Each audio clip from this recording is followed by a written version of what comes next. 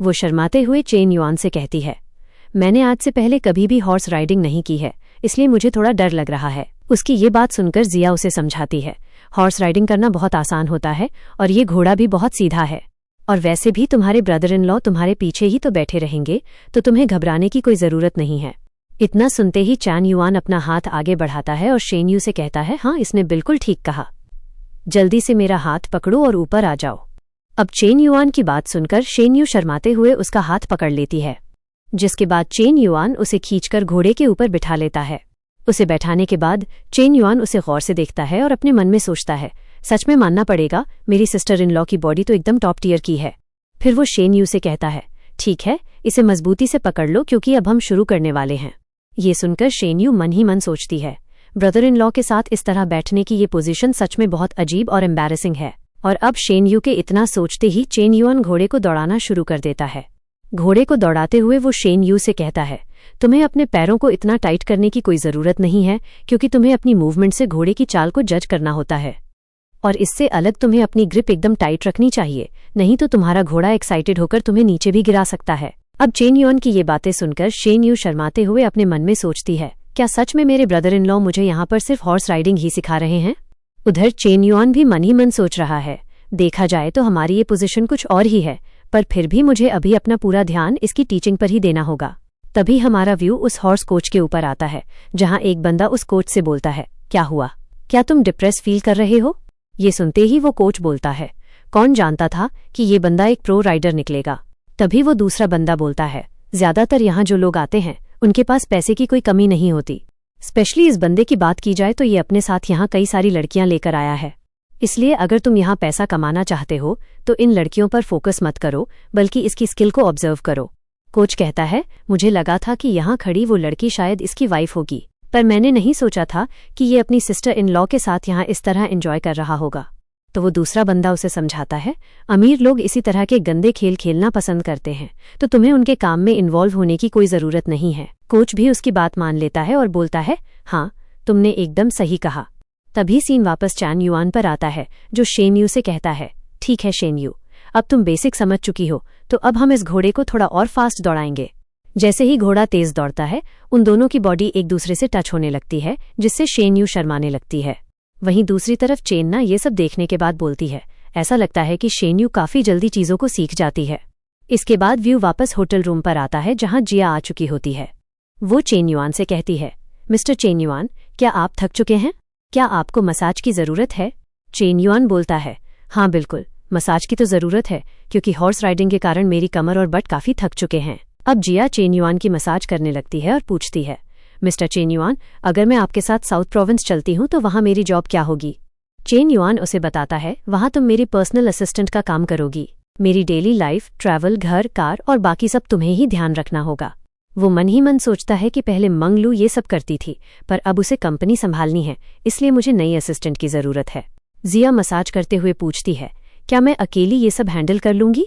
Chain yuan कहता है, ज़्यादा कुछ नहीं है, बस एक विला, 2 कार और एक शॉप है। जिया बोलती है, मुझे पैसों की चिंता नहीं, बस ये डर है कि कोई और अच्छी असिस्टेंट मिली तो आप मुझे निकाल तो नहीं देंगे? चेन युआन वादा करते हुए बोलता है, जब तक तुम लॉयल रहोगी मैं तुम्हें यहाँ से कभी नहीं निकालूंगा।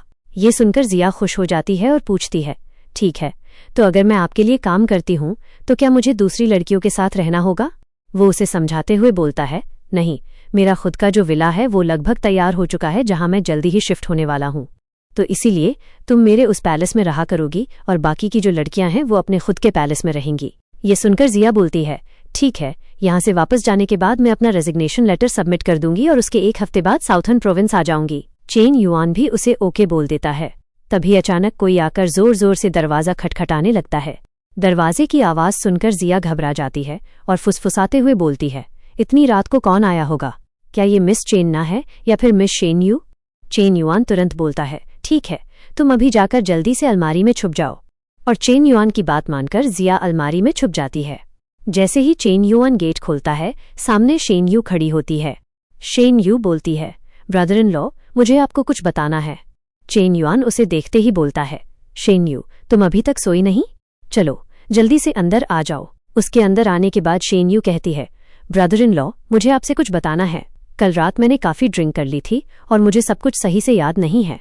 बस मुझे इतना याद है कि आप मुझे वापस मेरे रूम तक लेकर गए थे, जहां शायद हमारे बीच कुछ बातें हुई थीं। तो क्या आप जानते हैं कि उस टाइम पर असल में क्या हुआ था? अब शेनयू की ये बात सुनकर चेन युआन मुस्कुराते हुए उसे बोलता है, चिंता मत करो, उस रात हमारे बीच ऐसा कुछ भी नहीं हुआ था। और अगर उस वक्त कुछ हो भी जाता तो भी तुम्हारे लिए मेरी राय बिल्कुल नहीं बदलती। ये सुनकर शेनयू बोलती है, ब्रदर इन लॉ, मैं आपसे एक और चीज पूछना चाहती हूँ।